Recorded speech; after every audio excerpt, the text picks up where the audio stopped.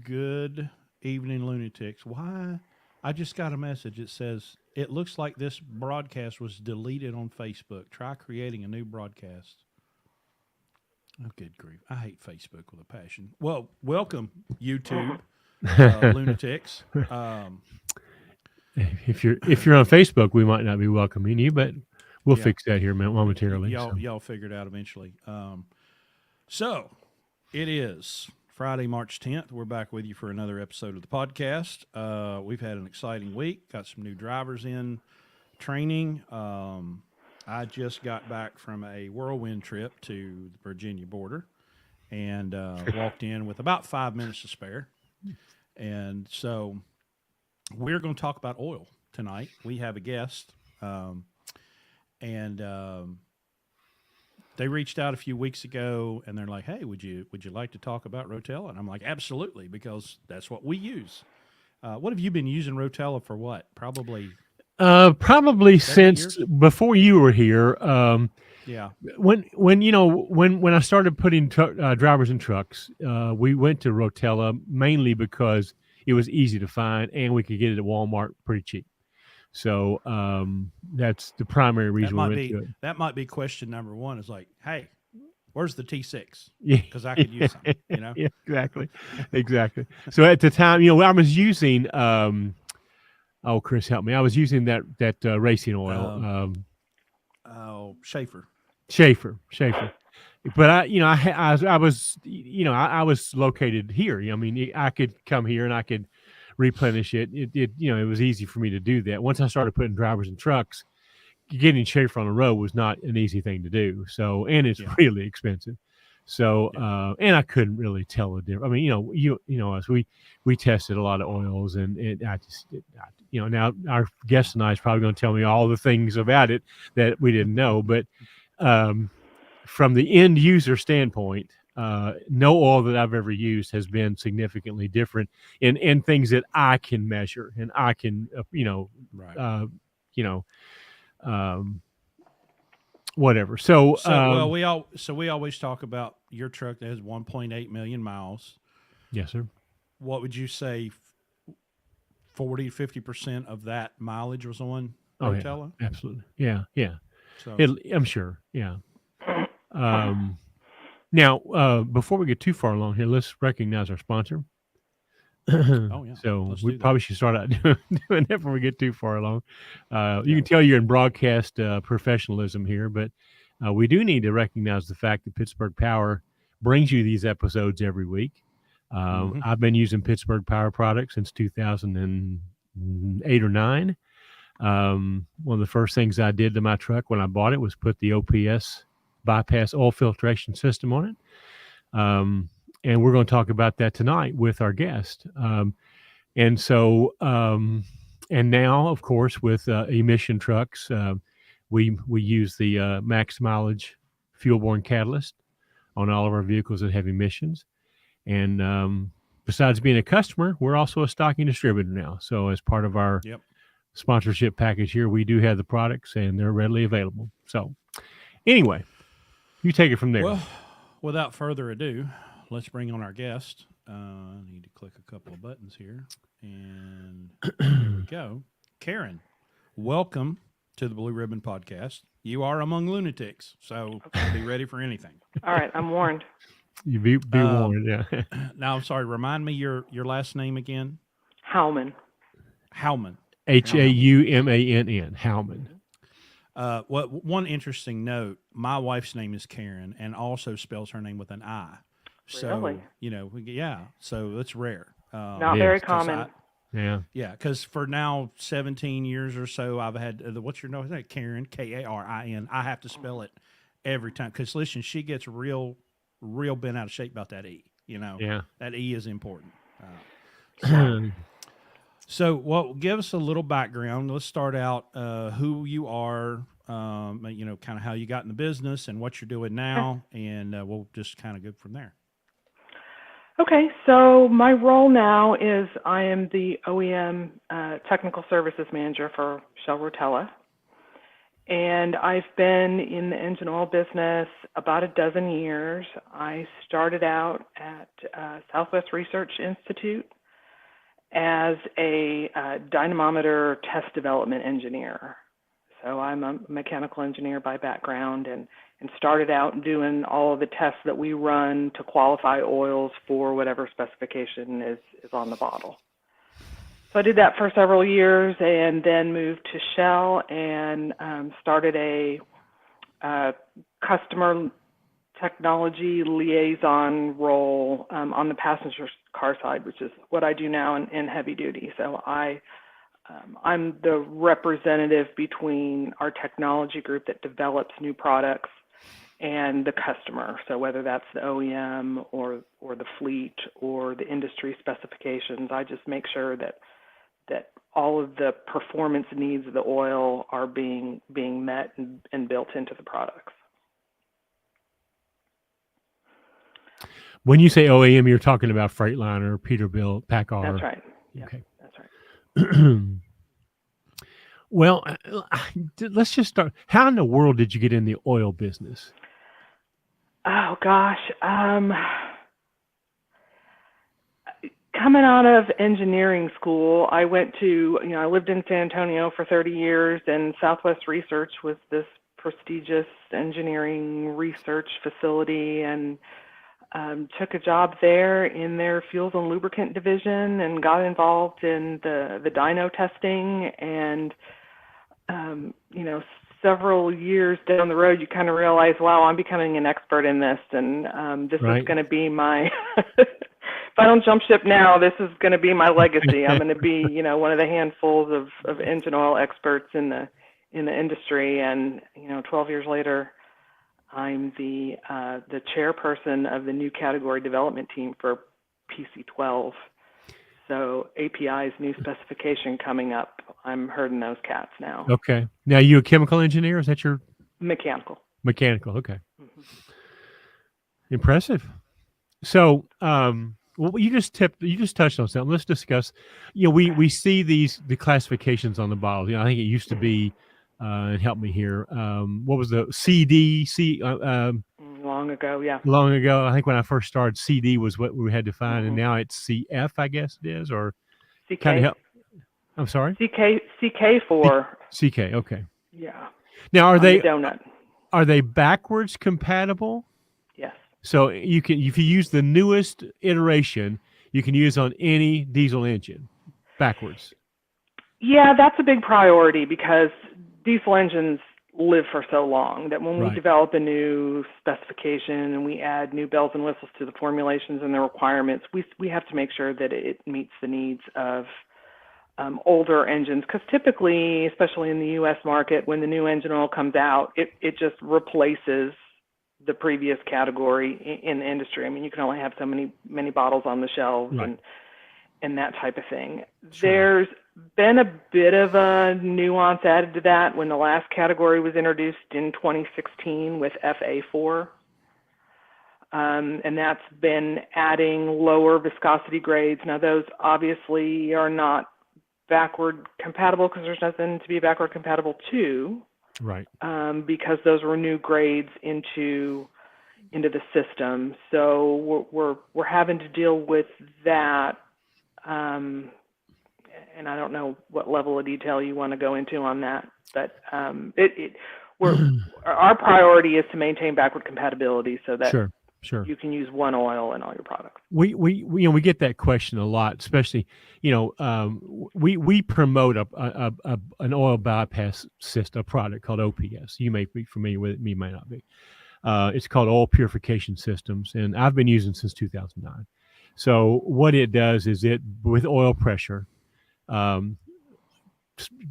gradually over the course of a day, it removes a little bit of oil all day long from the main oil galleys, and then puts it through a 4-micron solids filter, and then puts it through a heated chamber to remove liquid contaminants. And so in the course of a day, you've got almost the whole 11-gallon sump has been put through this, this onboard filtration system.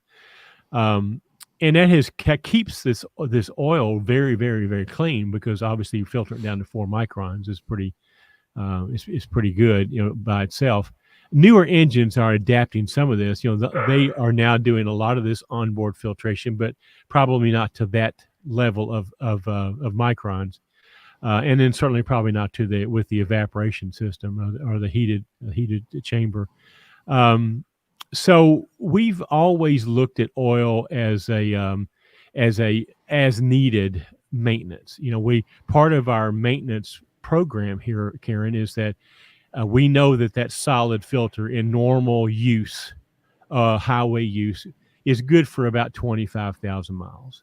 So that we use that for our maintenance interval. So at 25,000 miles, we change that solid solids filter, and then we take a lab sample, and we send a sample to a lab, and they go through and analyze it. This is probably right down your alley, and they look at all the all the contaminants, all the wear metals, everything that's going on in that oil, and they give us a report. Part of that report is whether or not the oil is still doing what it's supposed to do. Are any of the additives need to be replenished or whatever, And so because of that procedure, we're able to extend the drains on our oil for extremely long periods of time. Now, I'm going to freak you out a little bit here, because this truck Chris is talking about, the one that I bought in 2009, has 1.85 million miles on it currently. And that truck has had 4 oil changes in its lifetime. None of those oil changes were dictated by the lab results. It's just in my attempt to try to find the best oil, I wanted to change brands and so forth. So I went through a series of different brands and ended up stopping with Rotel. So, and obviously, we kind of use this as a selling point for this product, because it lowers the maintenance costs, because you're not throwing oil down the drain. Obviously, that's not necessary. And so, and we obviously, with the lab samples, we're monitoring the condition of the engine, the condition of the oil. If it needs to be replenished, we can replenish it by just adding makeup oil. Or base. Now we have a product that can replenish the base without even having to add the oil. So tell me what you think about that, and just give me your opinion of that process, what we just talked about. So I'm not familiar with that system. This is the most in-depth explanation that I've gotten of that system, but I think I understand conceptually what it does. I'm glad that you're monitoring things not only like wear metals and contaminants, but also additive technology, because that those additives deplete. Many of them are surface activated, and so you'll see the level being reduced in the oil as they find a place to live on the surfaces of the engine. Adding to the base is we find that, but when you lengthen the drain interval to the extent that we do, the base goes away gradually. I'm not talking about a lot, but where it might be, I don't know, the number might be 5. You're talking about the total base number. Total base, yeah. Its ability to handle acid, okay? Okay. So the alkalinity, so that base number depletes as we extend this drain. Now, if it's an older truck, we drive older trucks, they all use oil. So when you add a couple of gallons of makeup oil between these oil changes, you're putting the base right back in, along with all the other additives, by the way. It's the problem that comes in with these newer trucks that are very tight and don't use a lot of oil, and you extend the drains, well, then the base starts going away. So we now have a very, very new product. Matter of fact, it's really not even retail available yet, called Base Boost. And it just basically puts a tablet of alkalinity in the oil, I guess is what it does, in a layman's terms, But yes, that's the total base is what I'm talking about. It goes from like a 5 point something number, it'll drop down into 3s or something like that, and then that triggers a notice. Hey, your base is a little low. We need to do something about that. So I'm not a chemical engineer. I'm not a formulator, but I do know that your base typically comes from the detergent. Okay. And so, essentially it sounds like you're adding, so there's several different things in the additive system. There's detergents and anti-wears and viscosity modifiers, antioxidants, those types of things. And they all have a very delicate balance. So we have 9 engine tests that we have to run when we qualify an oil for API to get that donut on there, and any of the OEM specs for that matter. And we find that adding something, adding additional detergent, say for instance, to help us on the deposit test can offset some of the performance in the other tests. So we have to be very careful. It's a multi-variable problem that we're trying to solve and get a balance. And so it just makes me a little nervous when anybody talks about adding any kind of additive to the oil, because you can easily throw some of those off, especially as I mentioned before, some of those additives are surface activated. And if you've got too much of one surface active additive, it's going to fight for space and crowd out the others. And so you just have to be really careful that you're not throwing off the delicate balance. It's very rare that, like with the example of base, it's very rare that we see that, like he said, because like we have one truck that we don't have much history on. We don't know that the engine's been rebuilt, but we're thinking it has to have been rebuilt because the truck has 1.3 million miles and doesn't use any oil, and so over time we'll get to 25, 50, 75,000 miles and that base number starts dropping.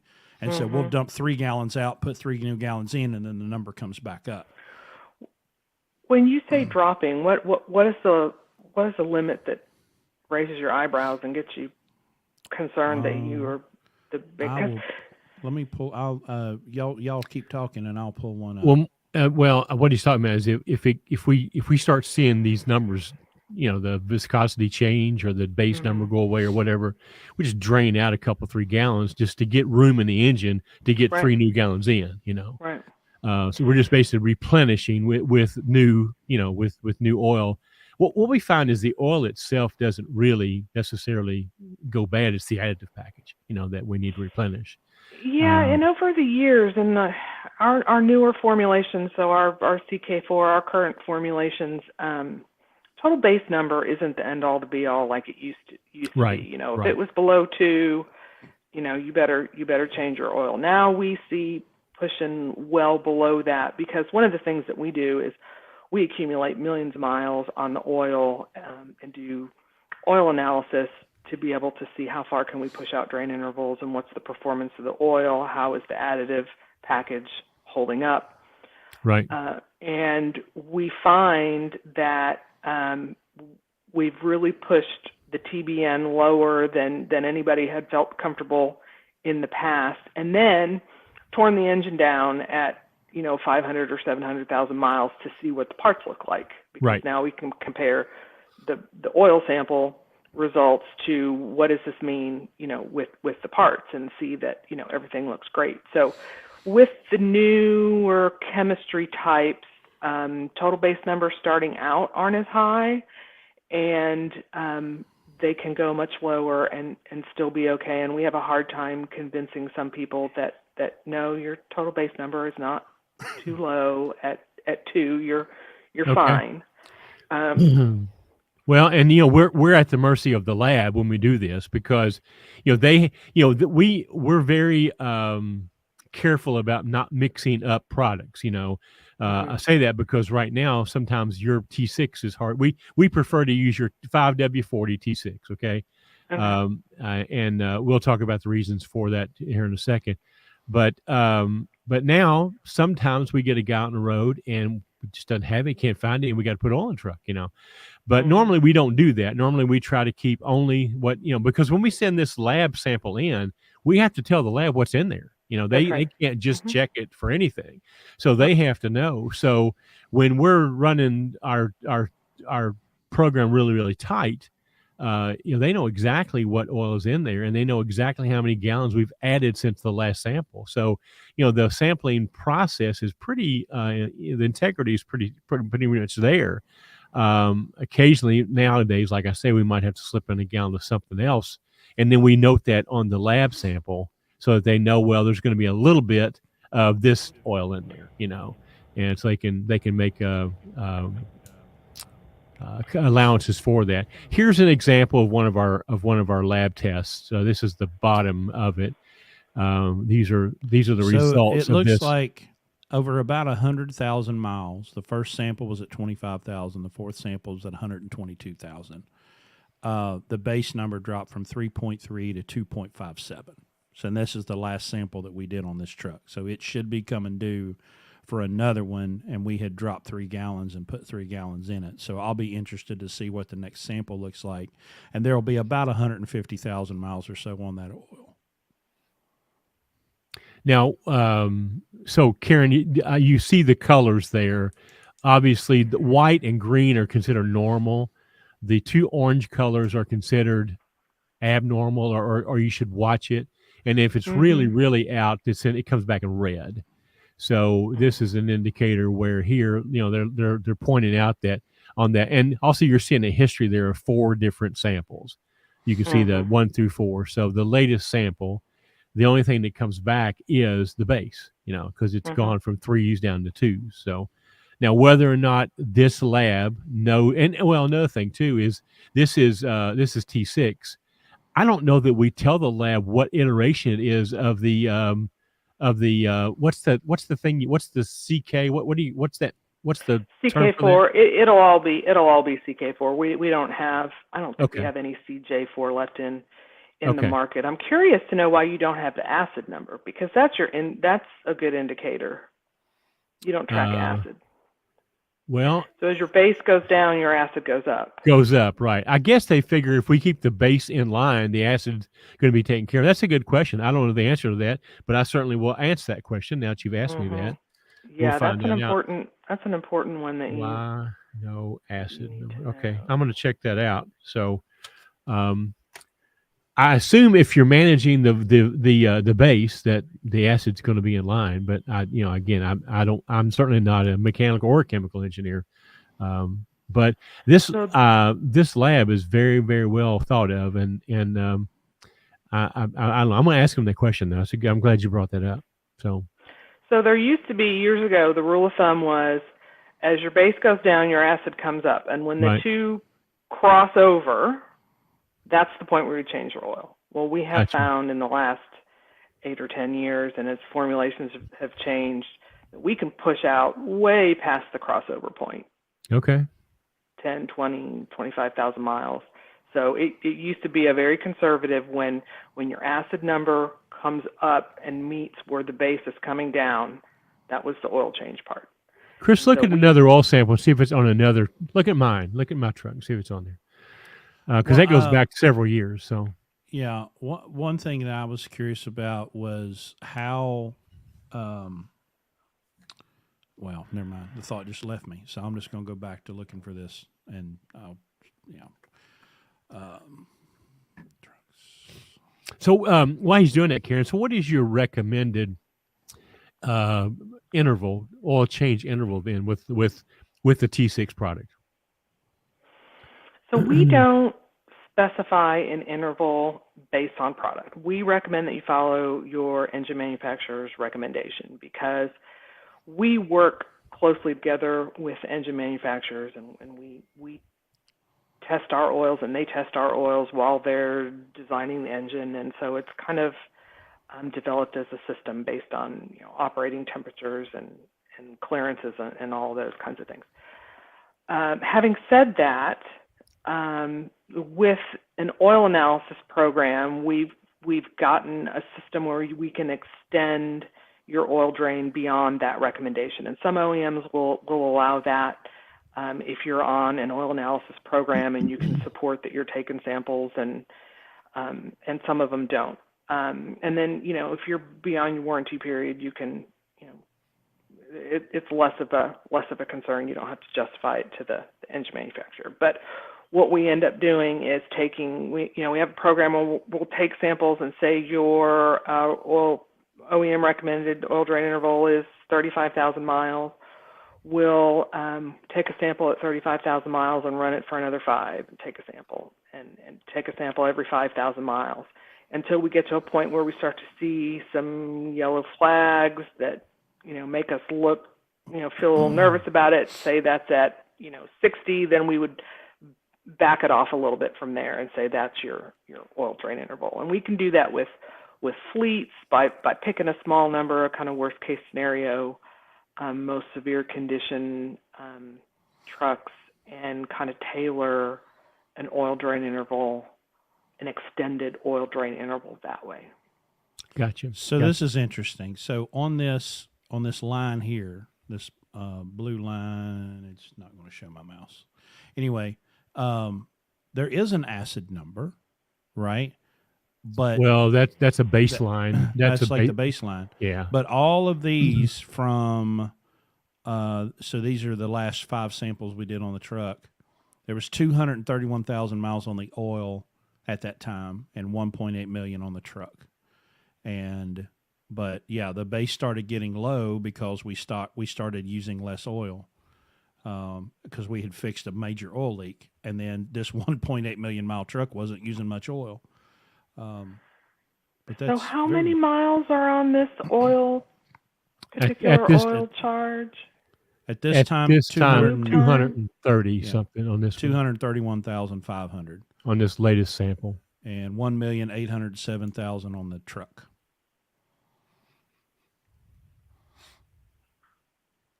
So, yeah. See, we see total base numbers now significantly lower than that. I'm going to bring that up too. So let's switch gears a little bit. Yeah. Let's compare mineral oil and synthetic oil. So talk us through that, the differences, what's better, if there's such a thing. Why would someone spend the extra money to get full synthetic over a synthetic blend or base mineral oil? So synthetic oil, the actual term synthetic is less of a technical term than a marketing term, but it refers to base oils. So when you blend up an oil, 75% of it's base oil, 20% of it is additives, and 5% of it or 10% of it is viscosity modifier. So the base oil on a synthetic is a more highly refined oil, mineral oil. And so what happens is you end up getting more uniform shaped molecules, and it has typically better cold temperature performance. So we need to use group 3 or synthetic base oils to be able to blend something like a 5W40 or a 10W30. Anything that's lower in that cold temperature range is going to require more highly refined, more synthetic base oils. It has inherently better oxidative stability, so synthetic oils lend themselves much better to longer oil drain intervals. Mm-hmm. By far, they typically have lower volatility, so better on oil consumption, although oil consumption is a very complex phenomenon that I don't think anyone fully understands.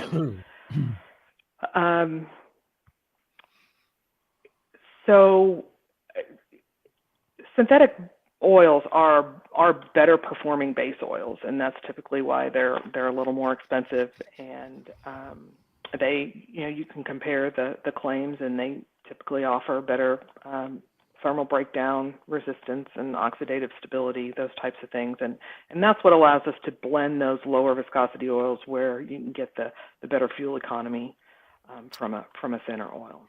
So I talked to a valve, your equivalent in the valvoline world years ago. I used to be in the automotive industry, and I was uh, at that time Mercedes-Benz of America used Valvoline as their recommended oil, and so I had meetings with their engineers as well. And I don't remember exactly because it's been 20 years ago, but there was some explanation of how the molecules line up.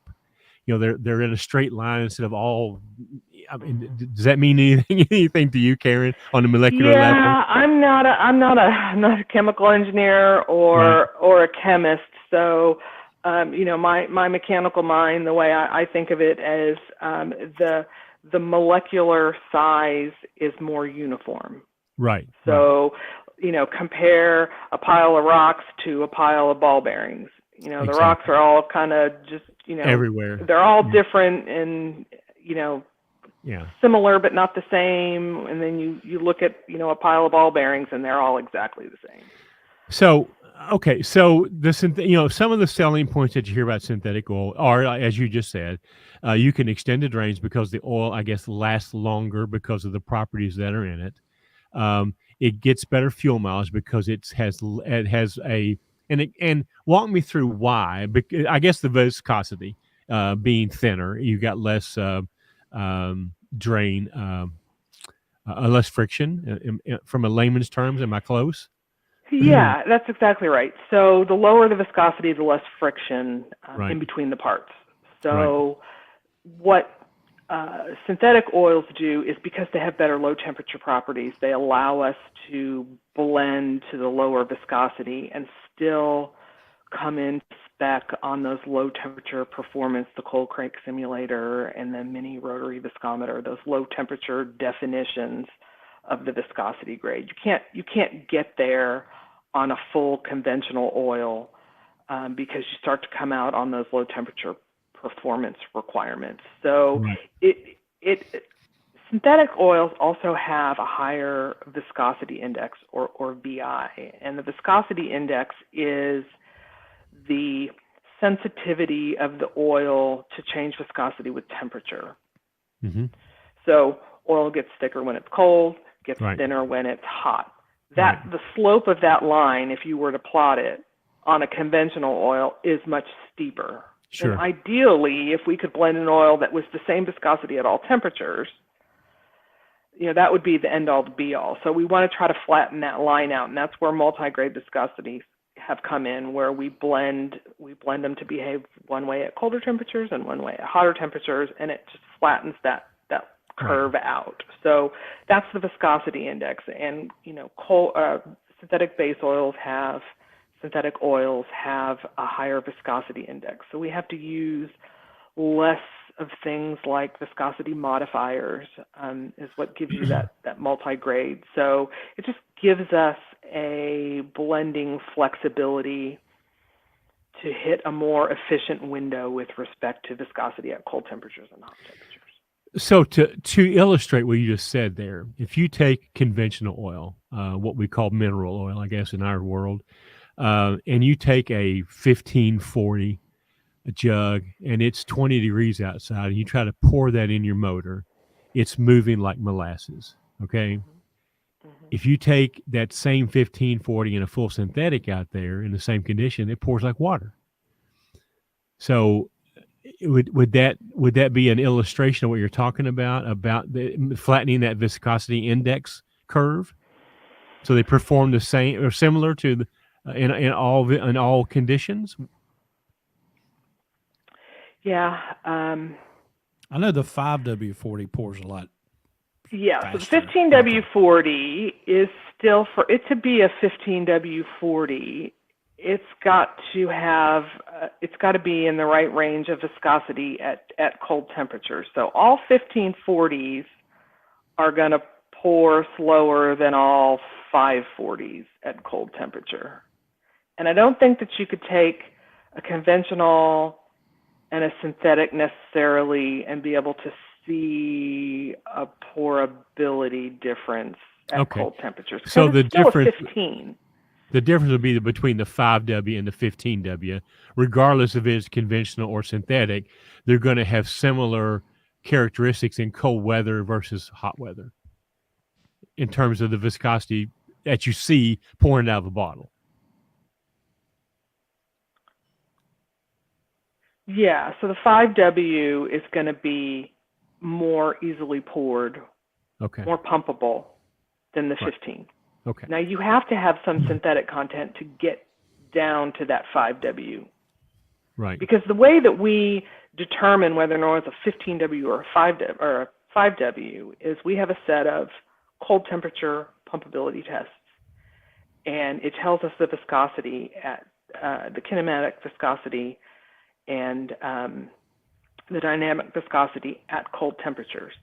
And a 15W40 has to fail the 10W40 test to call it a 1540. Otherwise, it's 10 because it pumps at a colder temperature. So we test them in 5-degree increments colder, and whichever one it passes, the coldest one, that's the viscosity grade. And that viscosity it's acquired by adding the synthetic properties to base oil. In order to get to a 5W40, you have to add enough synthetic properties to get it there. You have to have a base oil that has an inherent viscosity low enough to get it there. Okay. So I think there's a huge misunderstanding in the industry between when you say the word synthetic and the word mineral or base. It's kind of, I think you can go to the meat market right now and find a parallel. Real meat versus manufactured meat. Okay. They have nothing in common. Okay. Zero in common. I think I'm reading between the lines with you that that's not true in the oil world, that both of them are basically come out of the ground mineral oil. One just has some properties added to it that the other one doesn't. The synthetic oils are more highly refined. Right. It goes through extra refining processes. Now, there are truly synthetic base oils that you build from the ground up from chemicals that are not crude oil. Those are typically very expensive, and we don't use them in engine oils.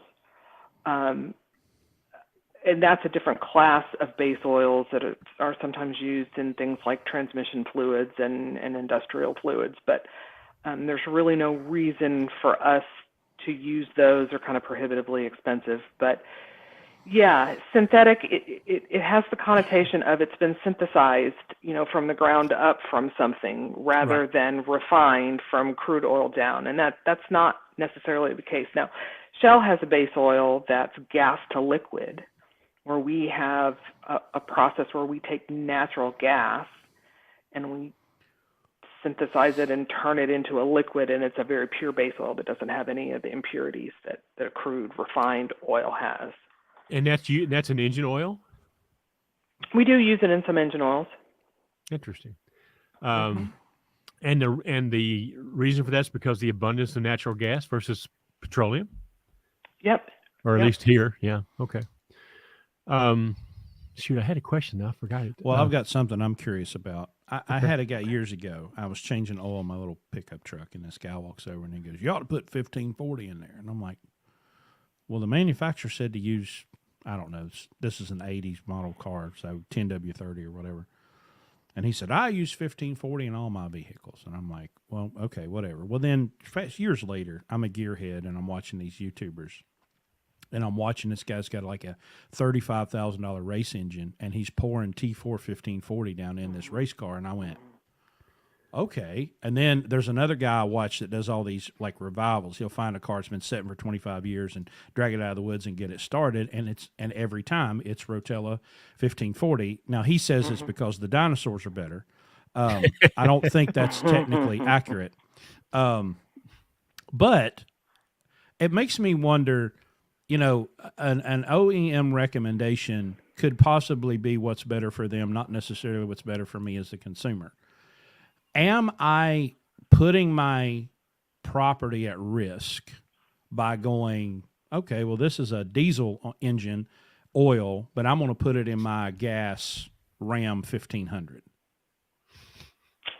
Is that those really are a two thing? scenarios that you've kind of blurred. So let's go back to the first Okay. one with the 80s racing engine. So as I mentioned before, when we run all these engine tests, some of the additives will help one test and they're antagonistic to another. So in the passenger car world, fuel economy is king. We try as hard as we can to maximize fuel economy. And some of the additives are antagonistic to fuel economy, and the anti-wear additive is one of them.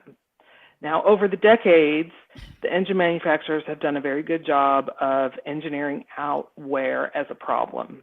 There are many more parts that roll together instead of sliding, and so wear in modern engines is just inherently low. And so the engine oils have evolved with the evolution of the technology of the hardware. And so to get more fuel economy, we use less anti-wear because it's not as critical in newer engines. Now, when you take an 80s engine, that's going to have a lot more, flat tappet sliding valve trains and those types of things where you're going to need more anti-wear, which we put in Rotella T4, or the heavy-duty engine oils have higher treat rates of those things. Another kind of evolution on the passenger car side with respect to that is catalyst poisoning.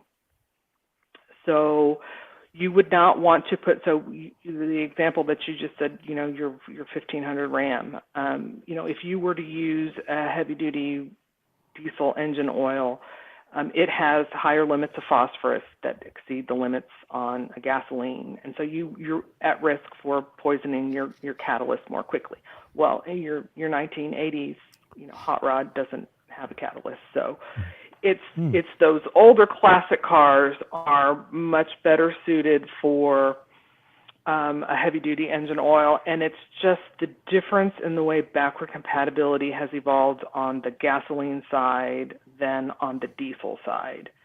So on the gasoline side, when we have a new category, all the other ones go away.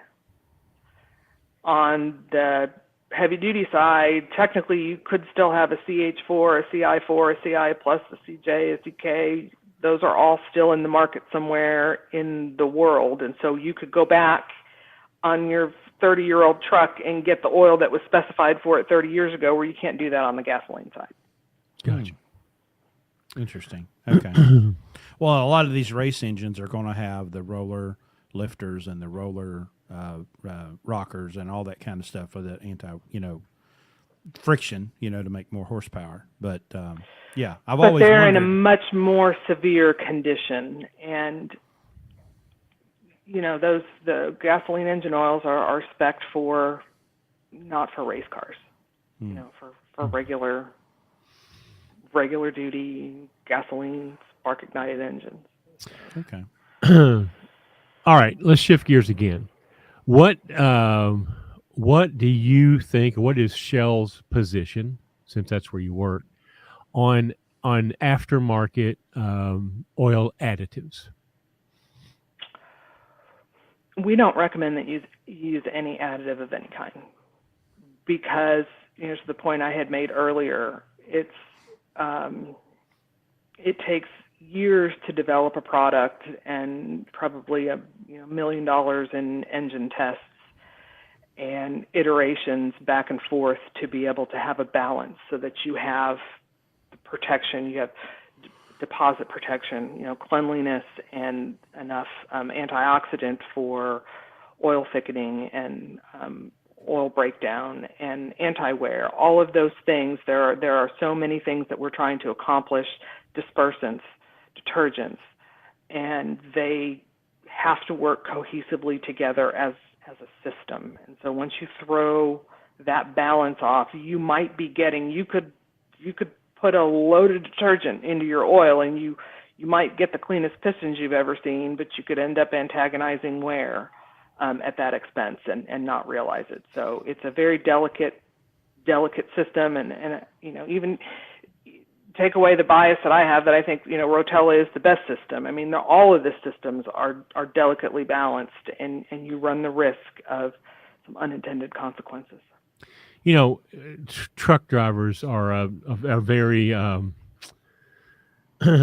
well, they're a different breed, okay, and a lot of them pride themselves on the mythology that they have been handed and they perpetuate, um, with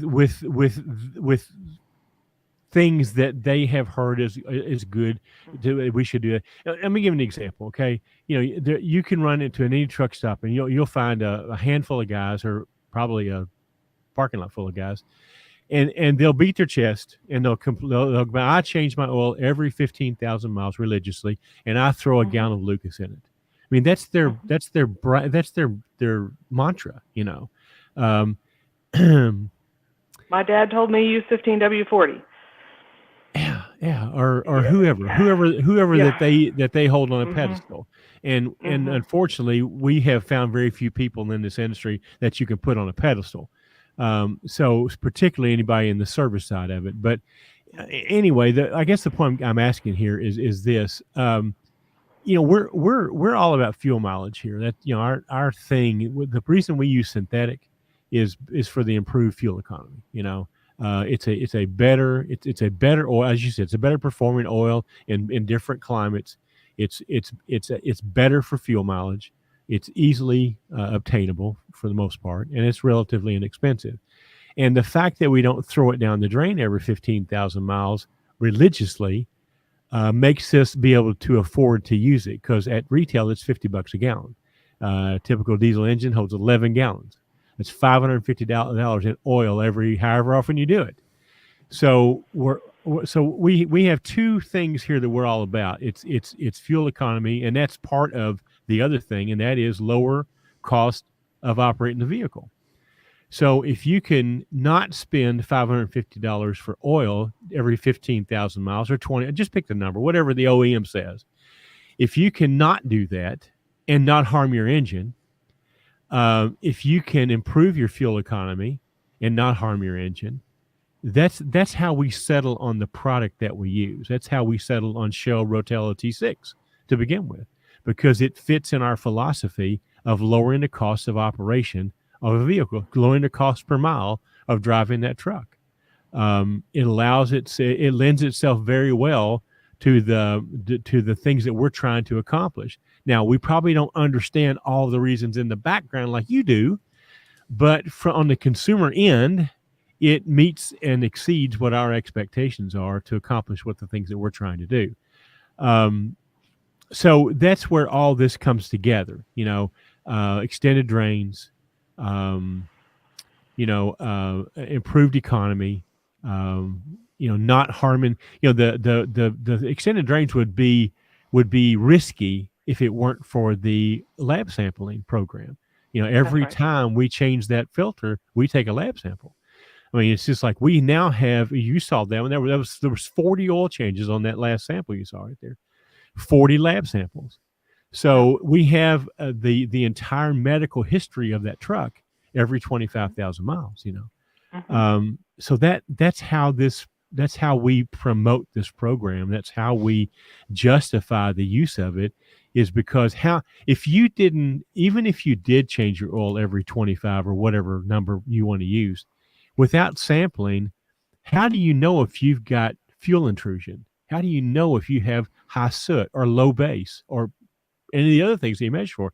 You find out when it becomes symptomatic. And when it becomes symptomatic, sometimes that's right before it blows up.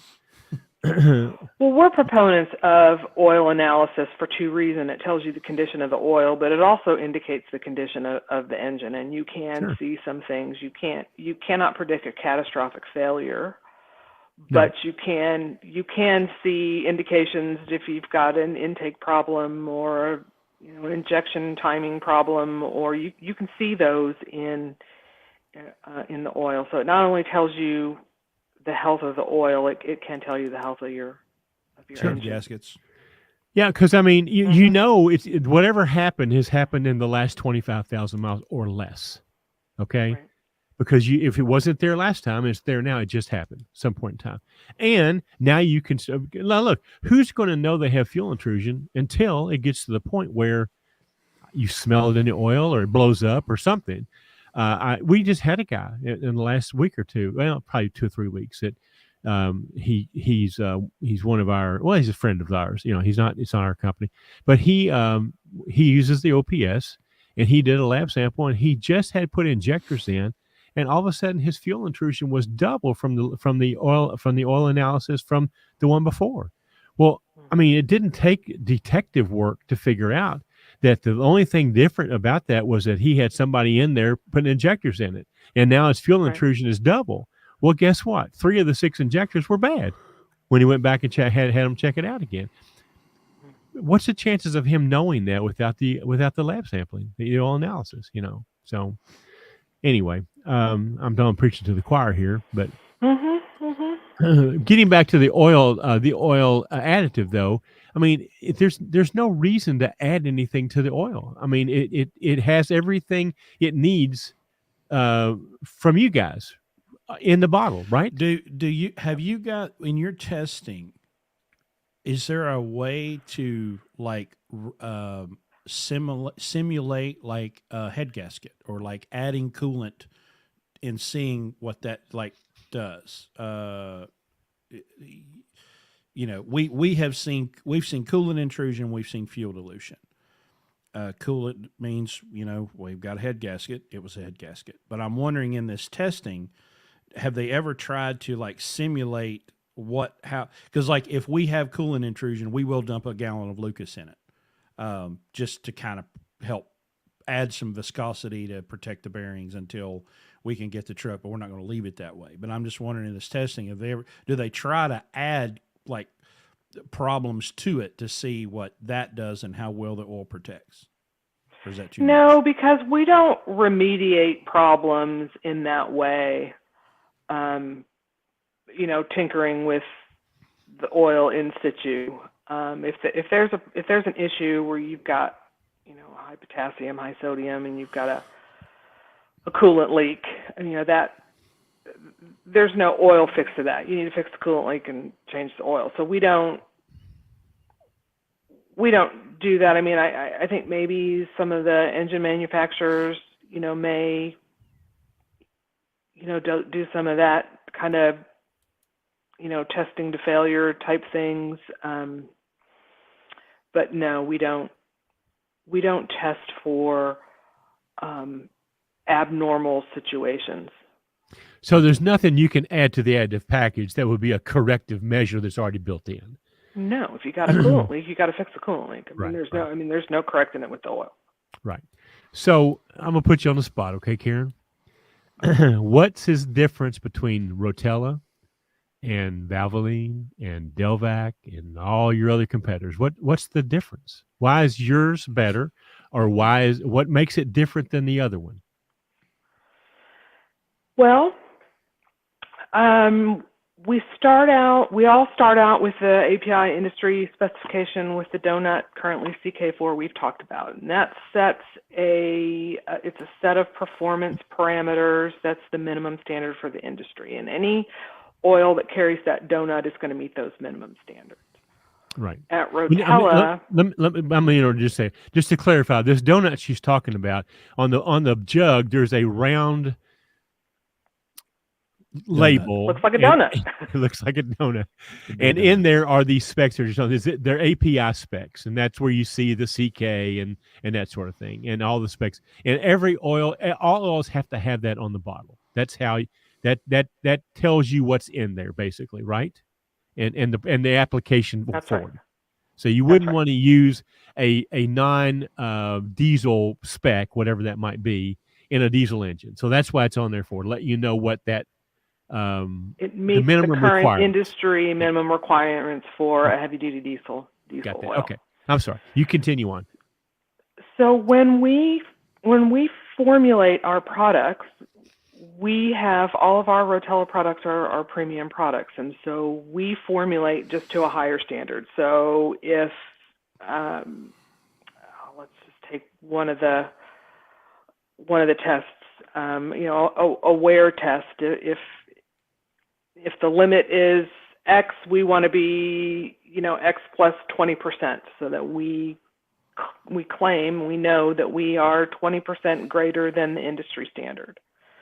So we have a set of requirements that at Shell, Rotella are higher than the minimum standard, so that we know that we meet a higher standard and have higher performance. And then as part of our development, what we do is we partner with some fleets and with some engine manufacturers and some owner operators and put the oil in trucks, and we collect millions of miles on the product and then tear the engines down to make sure that we actually, in fact, exceed the minimum standard in a meaningful way that is better than our competitors. So do you, and I understand if you can answer this question, okay, but do you have, laboratory conditions where you compare your product to the others? I mean, do you measure your product against your competitors, and you have measurable results? We do some benchmarking, and we have, we have the data from the standardized tests that show that we're, 24% greater in wear or whatever the test is for the product. I mean, all the products are slightly different, but our claims are also substantiated with data. Right. Is there anyone? So there's a body of some sort that sets these standards, right? The API is API. Is there anyone outside doing the testing to verify your claims versus mobile or?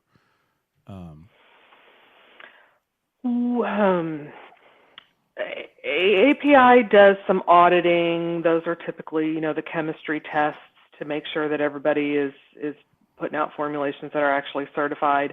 We run the engine tests as part of the development, and we provide that data to API, and those are all certified tests done at independent labs, all ASTM standardized tests.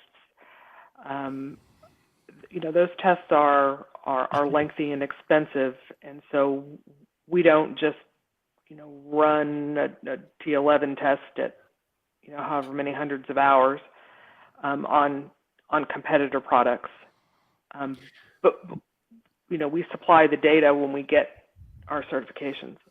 What about what I'm going to call them boutique oils, Schaefer, AMSOIL, that purple, whatever do you guys test against those as well? Is there a difference between those types of products and just all the other oils that are out there on the shelf?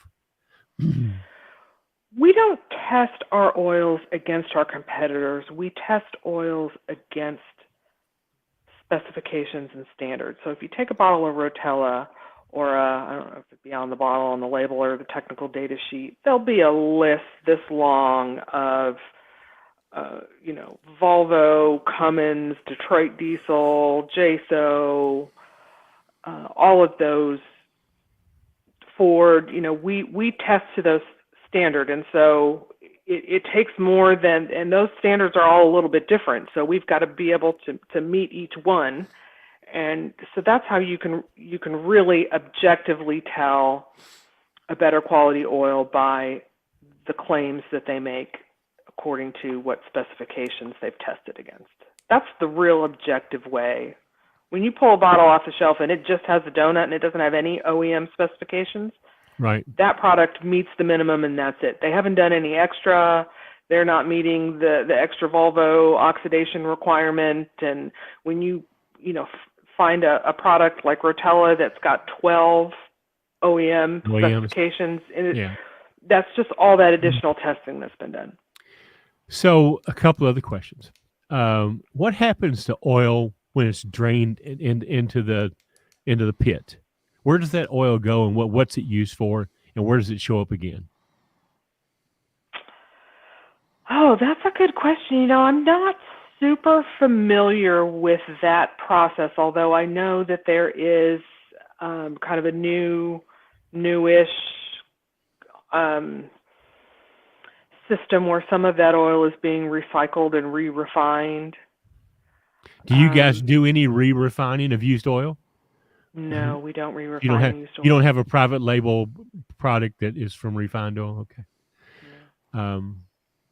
So here's going to be probably the last question from me. Okay. Okay. I'm hoping it's the same as mine. When and where are we going to be Yep, able to that's it. buy your stuff? When's T6 going to be readily available again? Because I'm about to run out. I bought a supply of it, and we're starting to suck air. Okay, so Are you still having a hard time finding T6? Well, I'm in West Virginia. in all the regular places. Yes, there's one distributor, and I checked with them a week or so. We had bought a 55-gallon of Valvoline Premium Blue because we were desperate. Ooh. Like, I'm going to have to do something. So it's just sitting there. It hadn't been open.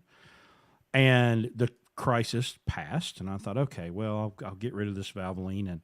And I called them up, and I'm like, hey, I need another 55-gallon drum of T6. And they're like, oh, we don't have any. I'm like, when you going to get it? We don't know. So, I mean, we're still struggling. I mean, we did a bull gear on a truck, and I'm sorry, we OPS, and we had to order 5 gallons from Walmart and 6 gallons from Amazon, and they were both racing each other to get here, but couldn't find it locally, couldn't get it at Walmart. Most of the auto parts stores were out, and I'm like, I need a 55-gallon drum like yesterday, and I can't find it. or just like the regular. We used to our guys would just, when they go to Walmart to buy groceries, they would just buy 2 or 3 gallons, one, throw it in the truck. Yeah. Can't do that anymore. It's not there.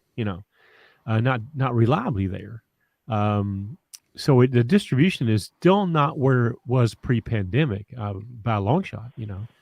So our production, and as you know, there were some supply chain interruptions and a series of tragic events that led to a shortage in some of our products, and honestly, it was everybody had just engine oil was hard to come by.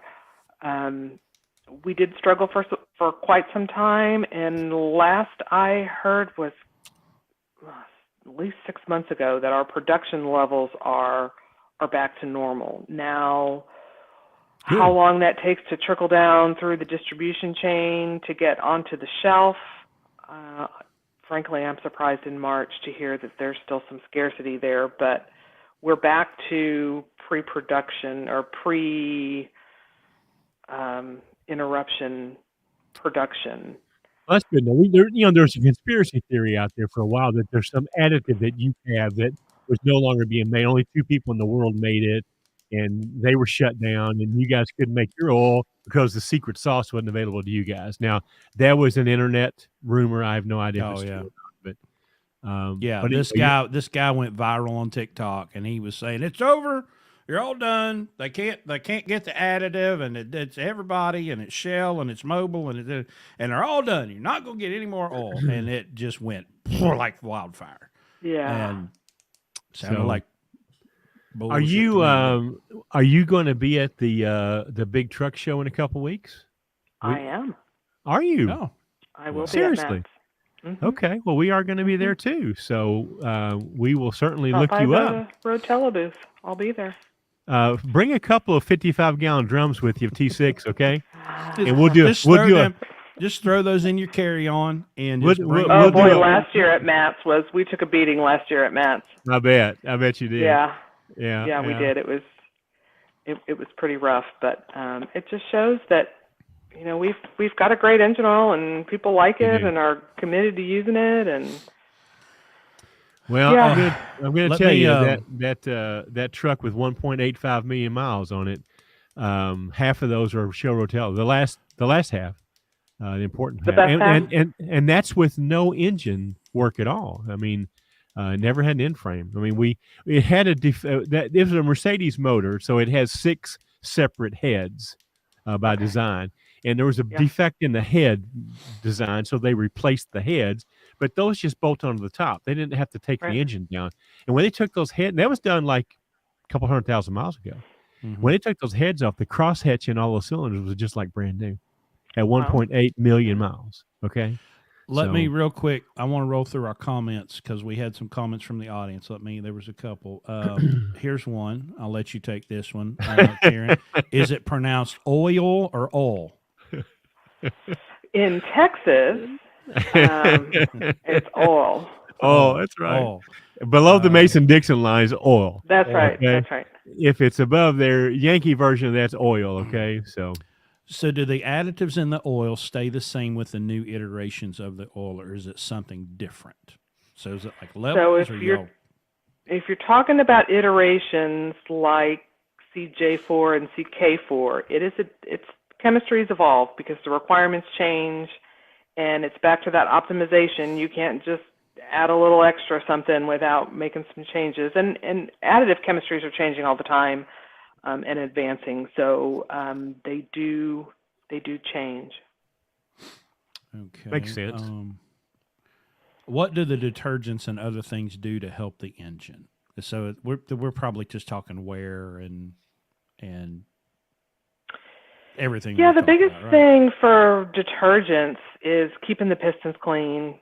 So the rings can continue to seal well. It cuts down on oil consumption, keeps your after treatment system clean because it keeps you from burning oil and getting those inorganic compounds into the after treatment system.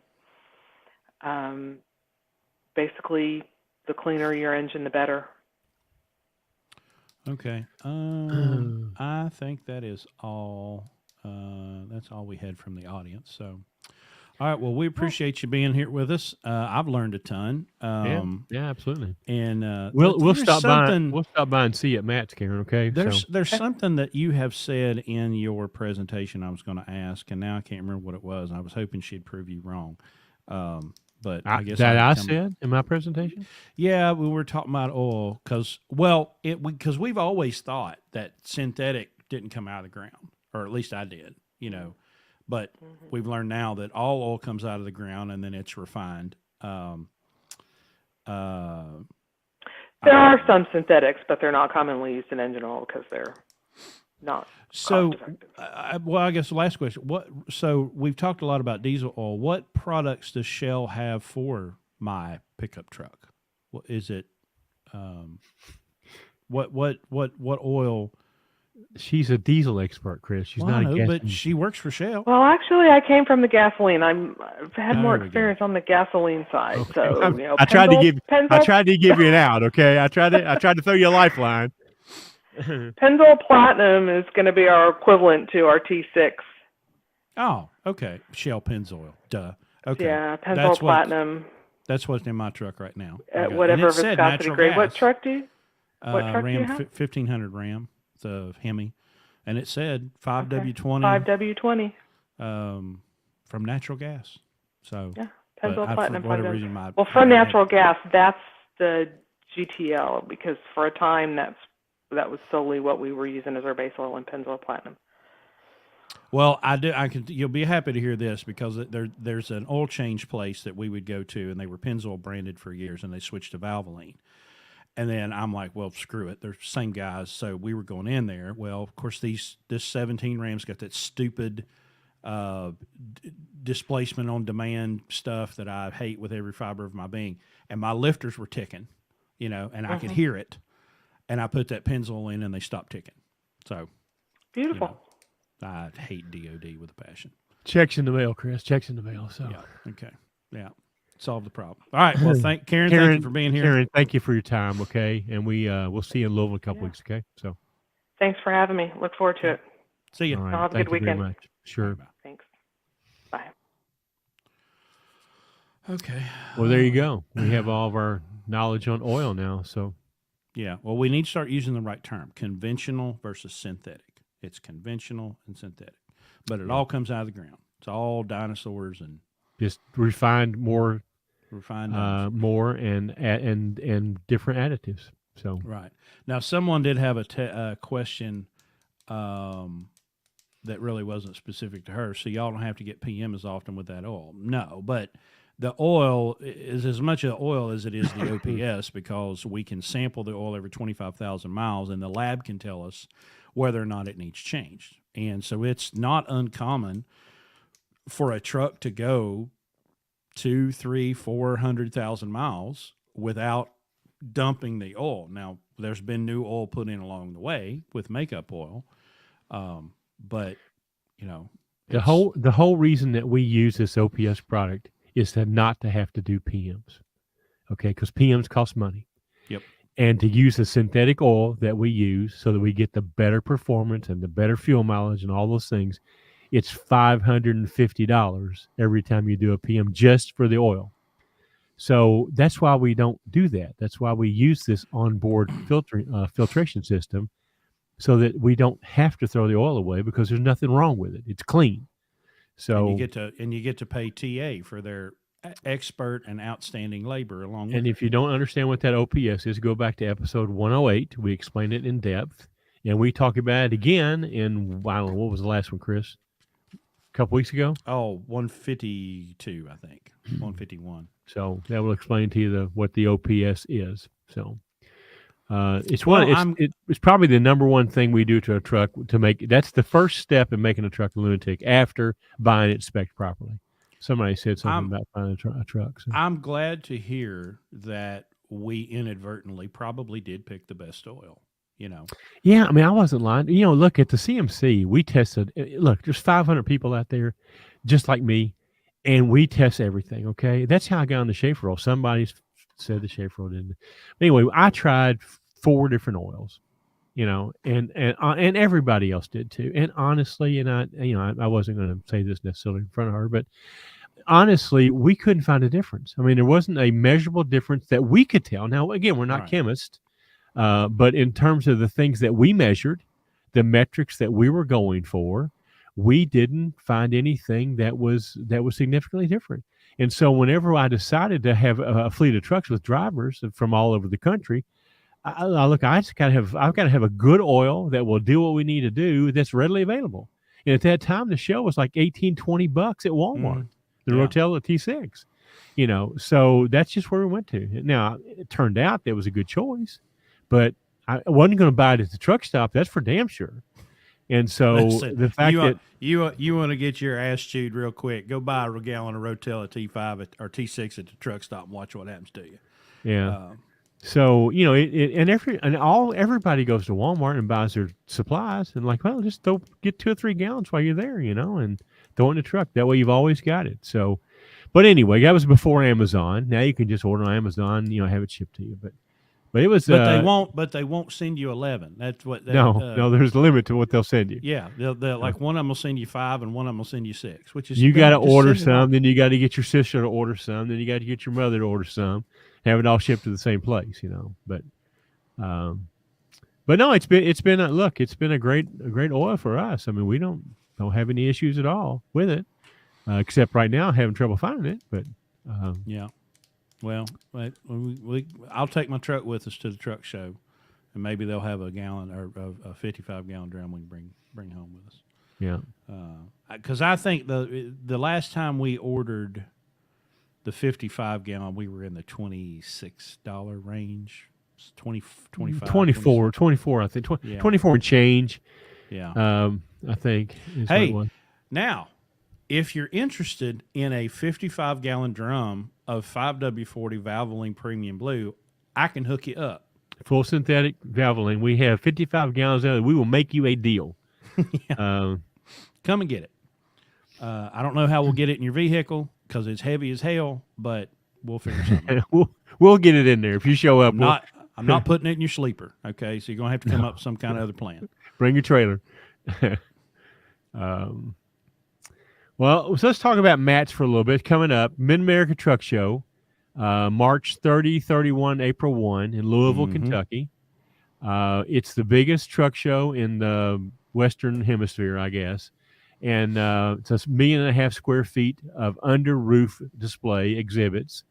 When you say truck show, some people get the misconception. There is a truck pride and polish beauty show in the parking lot. And if that's your thing, then that's there too. But it's more of a trade show and a convention and an exhibit. There are a lot of seminars there that you can attend, educational kinds of things, every day, all day.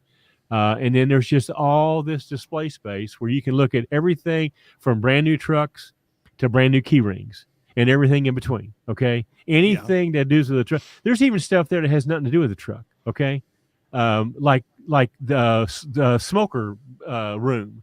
Okay, if you use tobacco or use cigarettes, you can go in there and you can get inside a little aquarium and you can do your thing in there. And what's that got to do with trucking, right? Hooter girls. I don't know what that has to do with trucking, but they're there. Okay, so keep in mind they understand what the demographic is, and they cater to that, especially the OEMs. So there's a little eye candy there if that's your thing. But anyway, it's certainly worth your time if you're in the trucking industry to go in there and check out all the new stuff. It's fun to go by and be able to handle things and look at it. Talk to people like Karin at the booth that are very knowledgeable about the product. That's really, really good. And then you don't have to listen to all the tales on Facebook about things. You can actually get the person who knows about it. Like the catalyst, like the max mileage. Okay, the lady who invented the chemist, doctor something now bring your lunch and a stool. She loves to talk because she loves to talk. But when you leave there, you'll understand how that works. Okay? You will understand it on a molecular level. Absolutely. Okay? Now your eyes may be glazed over and all that kind of stuff, but anyway, get plenty of rest tonight before you go talk to her, and get a good breakfast, and then go sit down and talk to Jane, Dr. Jane. And she will tell you about the catalyst, and you'll understand. You'll walk away and go, oh, I know what that shit's about now. Okay. So all this other stuff, you don't have to listen anymore. So, and that's how it is with everything there. You can go and you can talk to the people that know what they're talking about. So we will be there. We don't have a booth. We're mobile. Chris and I are going to go on Thursday just for us to see the show. If you run across us, we'll speak to you, but we're not there in official capacity. Friday, we're going to hang around either at the Landstar booth in the South Hall or the Landstar Hospitality Suite, because there's a couple of classes up there that we want to attend. So we'll be back and forth between Landstar booth and the South Hall. Easy to find. 40 feet up in the air, suspended from the ceiling, is a big round banner with Landstar on it. Okay, so we'll be right below that. And then on Saturday, we're going to be in West Wing, in the area where Pittsburgh Power and most of our suppliers that we use their products are all together right there in the West Wing. So if you guys want to come find us and introduce yourselves and talk to us and joke and smoke and, tell lies, we'll be happy to do that for you. Do we need to do any kind of advertising or commercialization? We could use some applicants. We do have a truck or two available. Well, and we commented a little bit on the rates last week, but it was just as bad this week as it was last week. I think we've reached the floor now. Whether we fall through it and go down a couple levels is yet to be seen. But as we saw, they're starting to fall. FreightWaves had an article about a trucking company in North Carolina that has ceased operation, 140 drivers out of work. What was the word they used? Well, they had one customer. They had a primary customer that gave the freight to somebody else because they underbid. Yeah. So because they had all their eggs in one basket, they went away. So yeah. But it was unexpected is the word. Unexpected economic. I'm like, Stevie Wonder could have seen this coming. Okay. As your humble host here on the Blue Ribbon Podcast, have been telling y'all for 2 years that this was coming. But I have a couple of hypotheses.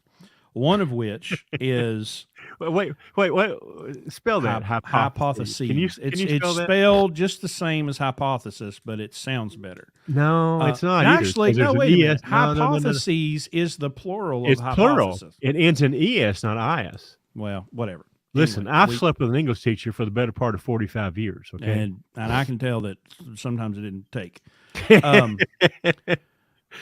So here's a couple of things that I think. Because one thing is different from 09, 14, 17, 20, right, when we've had these dips in the market. One major thing is different. And in any of those downturns, banks were not handing out loans at $4,000 and $5,000 and maybe even $6,000 a month payments.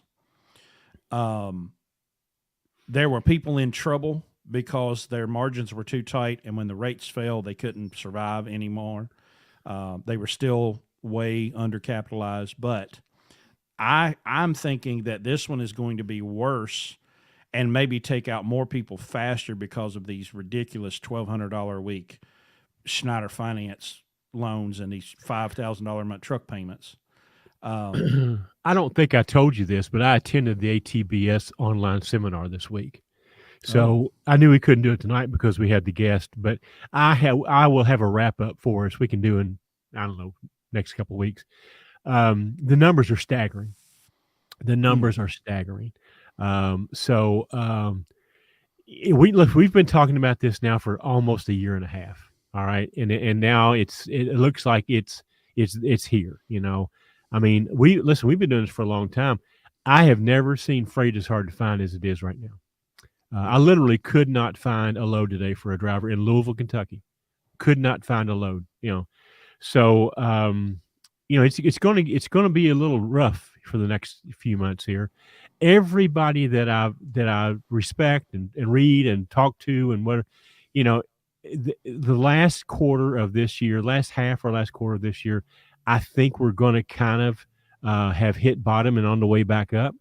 And I hate to say it this way, but the sooner that the people who aren't shouldn't be in business are gone, the better, the quicker.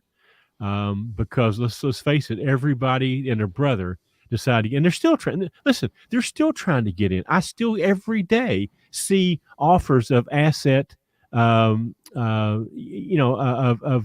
passive income in the trucking industry. Do this, buy this, do this. In the trucking industry, the greatest industry in the world, you know, and there's people here that can't even find a load, right? You know, so it's going to take a while, but it's going to come. I mean, it always has. It always will. Here's where the lunatic model works because, hey, we can haul a load for $1.50 and make a profit. Okay, not very many people can, but we can. So, and if you don't spend too much money for a truck, and you don't spend too much money throwing your oil away over 15,000 miles and doing stupid things, you can keep your cost of operation down. And here's where it pays off. This is where it pays off, is because we can stay in business. We can haul freight at a much lower rate and still stay in business. And then when things get right again, we bank. We don't back off. We don't go from going 4 or 5 loads a week to 1.7 like most BCOs do. We keep hauling. And so you build up this nice little nest egg, and that way you can survive the next downturn because it's going to be here. This is not the last one, you know. They're going to come more often. This one took 5 years to get here. The next one will take about 18 months. And then we'll be back again doing this all over again. But that's why what we do works. It's exactly why it works. So have you seen this Silicon Valley Bank failure today? No, I have not. How'd you see it? Where'd you see it on? I saw it on Twitter. Listen, I've been watching basketball all day between trying to find loads. So they're saying it's the biggest bank failure since 2008. Good. And apparently they hold a lot of they have a lot of connections to payroll companies. And I saw 85% of their deposits were not FDIC insured. And so, of course, now their customers are making a run on the banks and freaking out. What bank was this? Silicon Valley Bank. Well, there's 3 words you don't want to have together in one word, in one sentence. Silicon Valley Bank. Okay? Yeah. I can add a 3rd word in there. Take the bank out and put screwed, and you'd be more like accurate. I mean, more than 93. I'm just reading this. More than 93% of the bank's $161 billion in deposits were uninsured. $161 billion. I mean, is a big number, but we got $1 trillion economy. So I'm gonna just pause and kind of wait because so many times this stuff is. Yeah, you don't. First of all, hey, citizen, be very afraid. Yeah, listen. That's like the oil additive thing we just talked about. Okay, so let's see what happens. Maybe, maybe not. What else we need to talk about? Let's see. We talked about the truck show. We had our guests. We had new drivers. Rates, market conditions. It's bad. It's terrible. We're probably going to be in West Virginia next weekend. We've got an impromptu orientation that we're going to be doing probably next weekend. So we'll probably be seeing you from West Virginia next Friday. Same bat station, same bat time. If you're coming through West Virginia, stop and say hello. We'll be at the Wingate by Wyndham Hotel on Hurricane Road, Hurricane Lane, Hurricane Creek Road. Yeah. So we will be there. Did you find my bourbon, by the way? I have not. What are you waiting on? You'd have that found by next Friday. Okay? I don't know if you noticed, but I've been a little busy this week. Yeah, but you got to get your priorities squared away. Okay, so now I got to go back through all your texts and try to figure out what it was called again.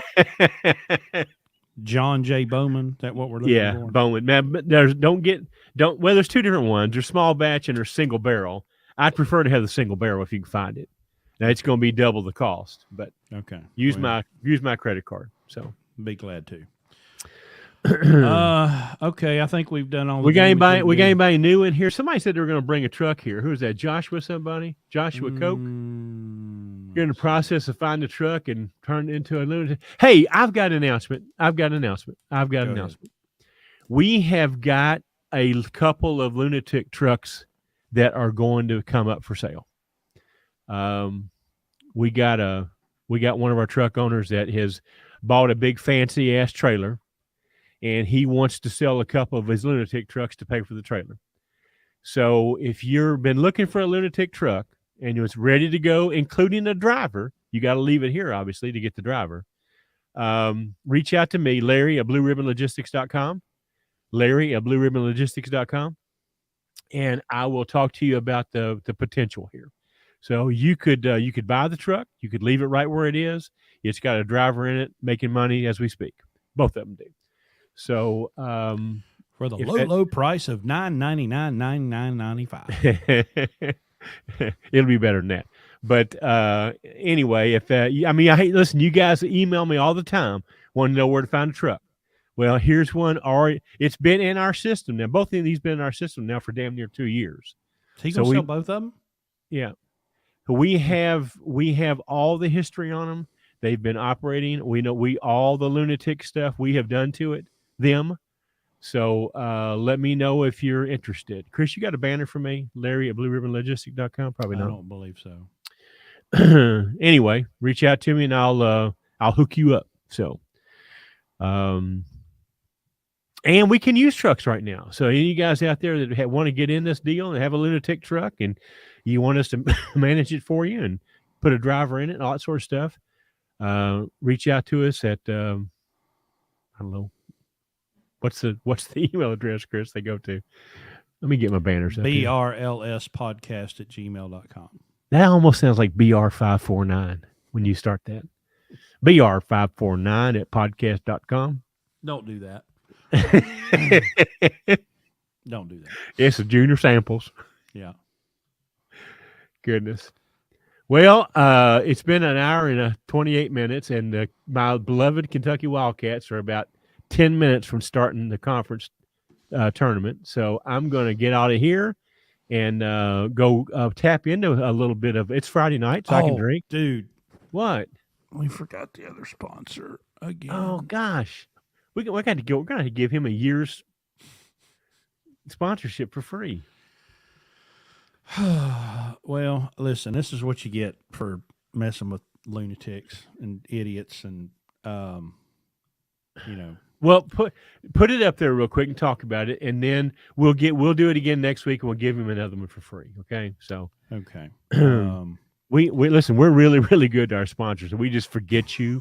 We don't do half the shit you ask us to do.